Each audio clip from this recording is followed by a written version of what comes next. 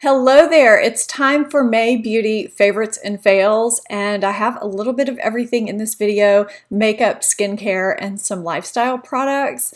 With the Sephora sale being in April and trying everything throughout May, as well as a few other hauls that I haven't even talked to you guys about yet, I have a lot of products to go through, so let's go ahead and get into what I loved and did not love in May. So this first product is actually not a product that I hauled in May or April. It's a product I've had here for a while, but I just never got around to trying it until May, and I'm really glad that I did because it is inexpensive and it's really, really good. So this is the Rimmel Maxi Powder Blush, and the shade is Third Base.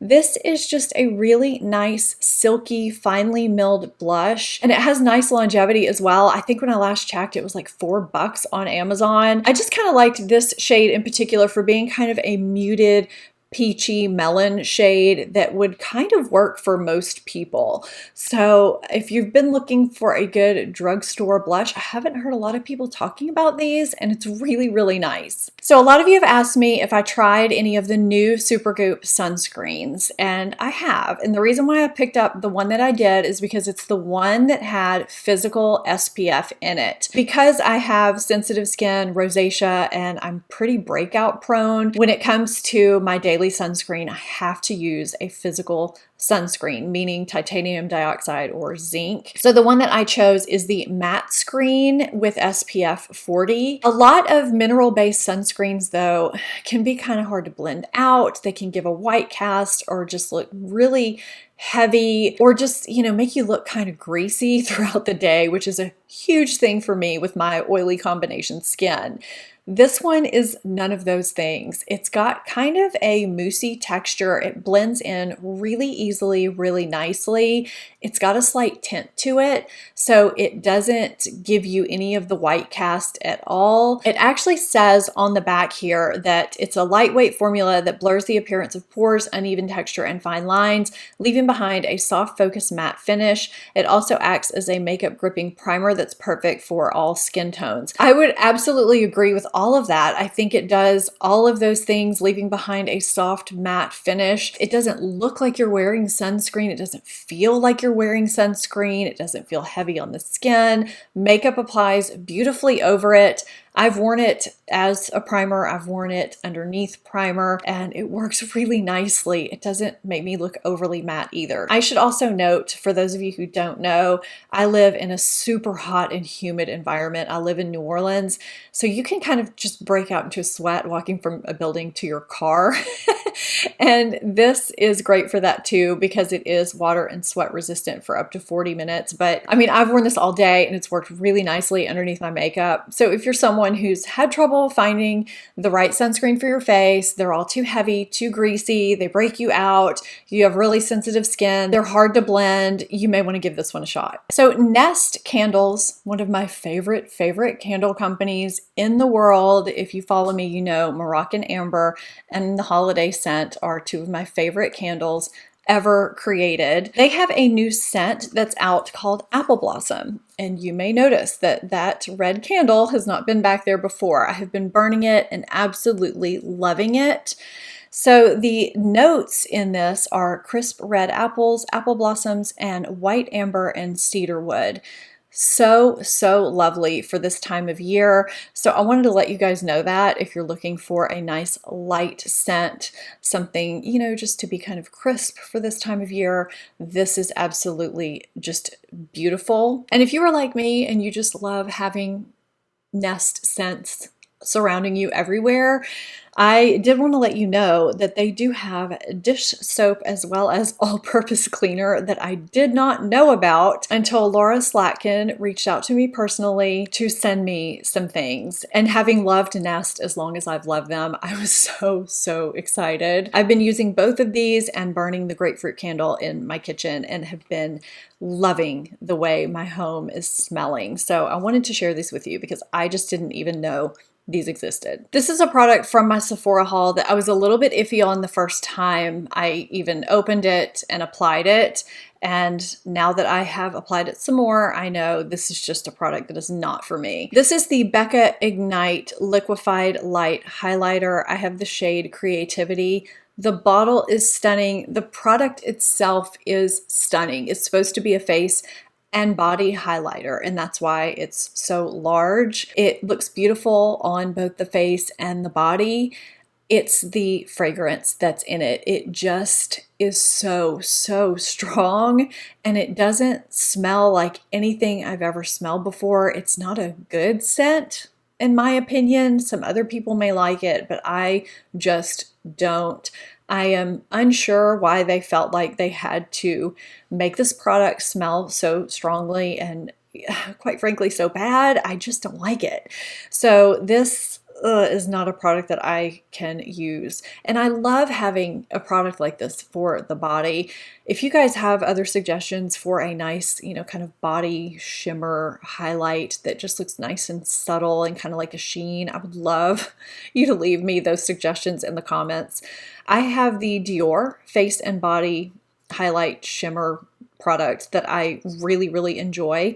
I just like having options. Now, I did find a really great foundation this month, and that's the Bite Changemaker Supercharged Micellar Foundation. Now, I did also try the primer, and I'll talk about the primer in a second. So this is the foundation that I have on today. Now, I didn't really intend to try this foundation. I kind of got it on a whim, and prior to deciding to try it, I had seen a few negative reviews of it from people I trust, but I have to take into consideration that everybody's different. So what works or doesn't work for someone else may be completely different for me. Now I'll go ahead and talk about the primer because this is one of the fails for me this month. First, I tried these together and I really didn't like it. They do have two versions of the primer, which I think is really nice. They have normal to oily or dry.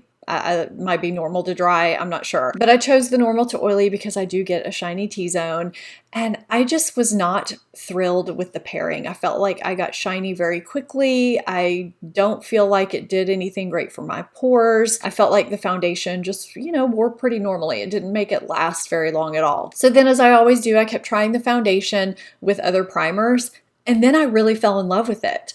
So for that reason, the primer is just a no for me. I don't think this is really great for oily skin or pores for that matter. I am in the shade M55 in this foundation, by the way. I think it's a nice match. And what I like about the foundation is that it does have some nice ingredients in it. It's a clean brand.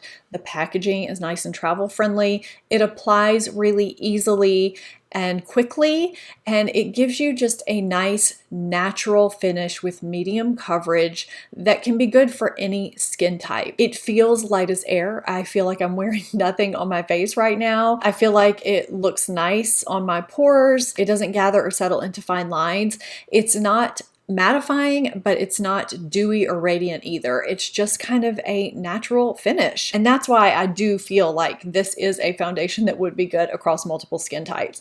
So if you like a medium coverage foundation, this would be good. I don't find that it layers that well. So, you might need to spot conceal if you have some areas that need that. But, for me, that's okay because, if you have that natural finish, it just looks nice and healthy. And I enjoy that. So this was a really nice discovery for me, whereas this one, not so much. Now, this isn't exactly a fail, but it's not exactly a favorite either. This is more of an update because some of you have been asking me about it.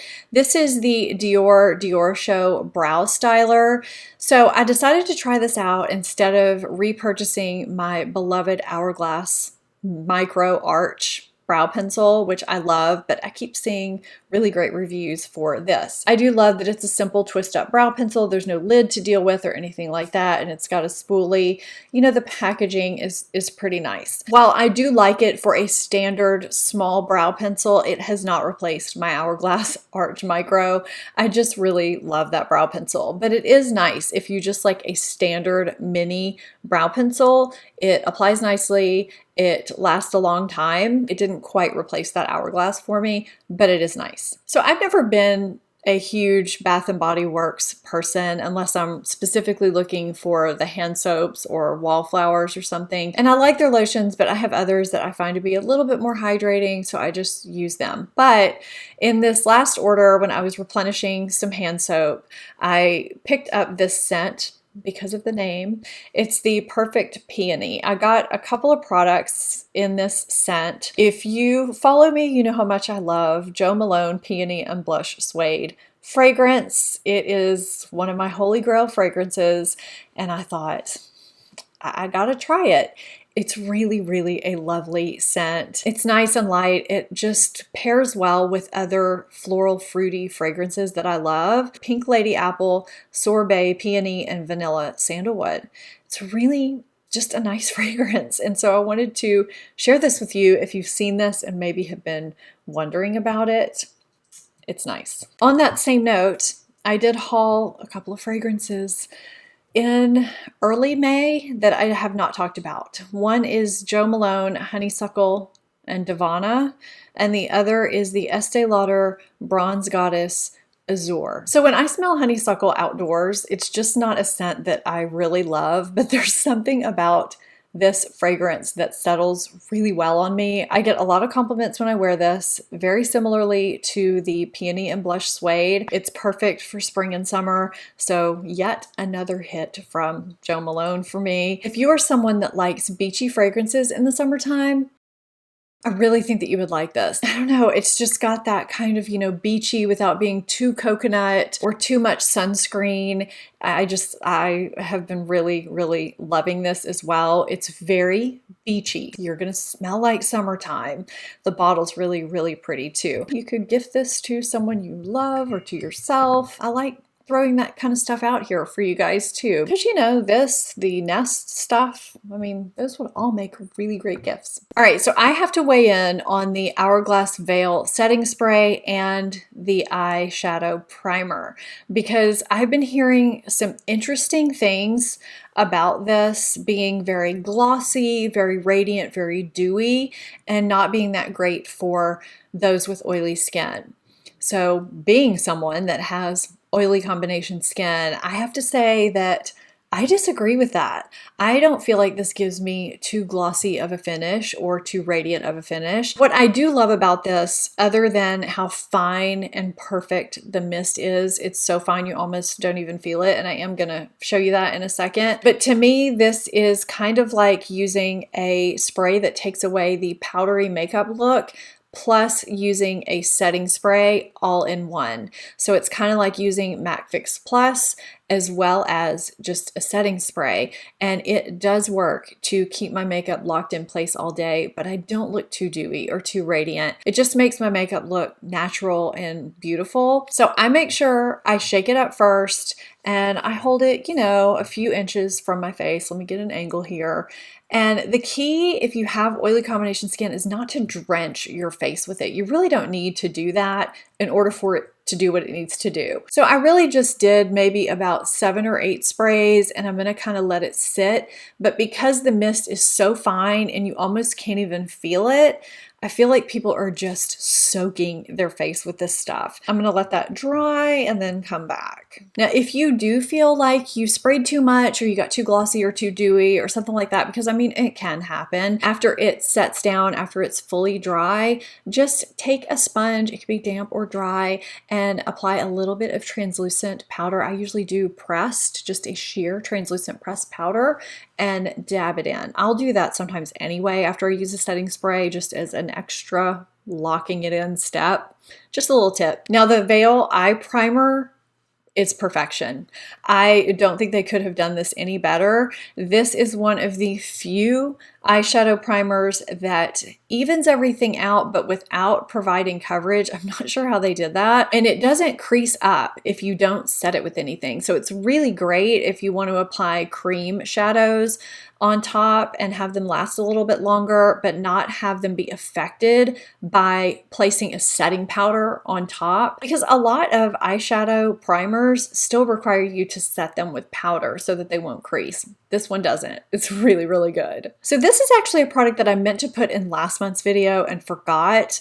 This is a new eye cream that I tried out, I think at mid-April or something like that, but I really have been enjoying it. This is the It Bye Bye Under Eye Cream. I've tried their Confidence in an Eye Cream, really like it. This is a little bit lighter and has more of a cream gel texture. I don't notice any scent to it, but I really do enjoy this underneath makeup as well as at night. It's supposed to smooth, brighten, and depuff. So if you're looking for kind of a multi-purpose hydrating eye cream that wears well underneath makeup, I do have a video for that I can direct you to, but this is one that I would have had in that video had I discovered it prior to filming it, because it is really, really nice. So I tried out a foundation in April and May in hopes that it would work out for me, but unfortunately this is one of my fails. I probably could have put it in my April video because I had already tried it before then, but I just wanted to keep trying it. I had picked up a sample of the Ilia Super Serum foundation because a lot of you had been asking me to try it, and unfortunately, it just did not work for my oily skin. I'm not sure if I even have a clip of me wearing it or not, but I was a grease pit. It did not matter what primer I wore. It did not matter how I set it. It didn't matter if I used a setting spray. It just looked awful on me. It emphasized my pores. It just did nothing good for my face. So that was just a huge, huge fail for me in both April and May, I would say. I've been asked a lot about the Shiseido Minimalist Whipped Powder Blush that I got in my Sephora haul. A lot of you wanted to know how it wore. I had it on in some video, and you know, you guys loved the shade that I got, which is called Sonoya. Absolutely stunning. It has impact, but it's still subtle at the same time, if that's possible. Absolutely beautiful for spring and summer. And a few of you had commented that you loved the whipped consistency, how easily they applied, and how they have that kind of, you know, translucent effect on the skin, but you also said they didn't last that long. And I have to agree with you. I feel like it doesn't last as long as a lot of my cream and stick blushes and liquid blushes that I love and use more regularly. It's very quick to apply, and you know, if I'm not going to be somewhere long, I will reach for it, but I do wish it had a little bit more longevity. And you know what? This might be an unpopular opinion, but I also got the Fenty Cheeks Out blush in Summertime Wine, and I kind of feel the same about this. I don't feel like this has a lot of longevity either. And I feel like this does not blend out as easily as this does. It's not difficult to blend out, but I mean, it's a whipped versus a creamed consistency, so it's not really comparable. But yeah, I was expecting this to last longer on my skin. Maybe it's just my skin chemistry, but I don't know. I'm just not getting a lot from it. When I think about my Daniel Sandler watercolors, my Glossier, my M Cosmetics, my nude sticks, things like that, you know, they apply easily and they all last a long time. So I don't know. It was just a little bit disappointing. In May, Wayne Goss launched his lip products, and I have really, really been enjoying his lip liner. I'm going to have some things going up in the corners so that you can see, because I did post 2 stories after these launched, and I have some pictures and everything up of what I got specifically. But I find, as far as application goes and lasting power, the lip liner is really nice. And I really like the shade. It goes really well with lighter lip shades that I have. I would love to have other shades in the lip liner. The packaging is pretty basic. There's nothing magnetic going on. It's just, you know, a normal black plastic package. The lipsticks feel nice. They're very creamy. They feel nourishing. They don't last a long time on the lips though, but a lot of creamy formulas don't last a long time. I think lately there are some brands who have released lipsticks that are creamy and last a long time. So if you're spoiled by those, you may not like this formula, but if you just want a creamy, light lipstick that you don't mind carrying with you and reapplying as long as your lips feel good, that's what, in my opinion, these are going to give you. There's no discernible scent. There's nothing off-putting at all. I do really like the glosses. I find the round applicator really interesting. I don't think I've had a gloss that has had a round applicator before. I find it to be just thick enough. It's not overly sticky. It feels moisturizing. So, you know, I've been filming. I had a nice thick lip combo going when I started.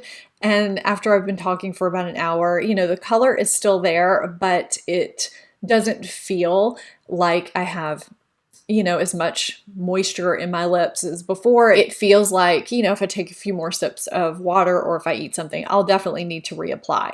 But I am not one that minds reapplying, so that's going to be a personal preference. And I think we're hearing the pros and the cons from people out there, and those are just my thoughts on them. But I think the shades are absolutely beautiful and they do feel really, really comfortable on the lips. I've been asked a lot lately about my favorite makeup brushes, and I just did a video on that recently. So if you have not seen that, I will link it here for you. And I would love it if you would leave me something that you loved in May. What product just wowed you, or, you know, something you hated. That's fine too. Leave that for me in the comments down below. And if you're not subscribed to my channel, hit that subscribe button and become part of the family. Thank you so much for watching, and I'll see you in my next video. Bye.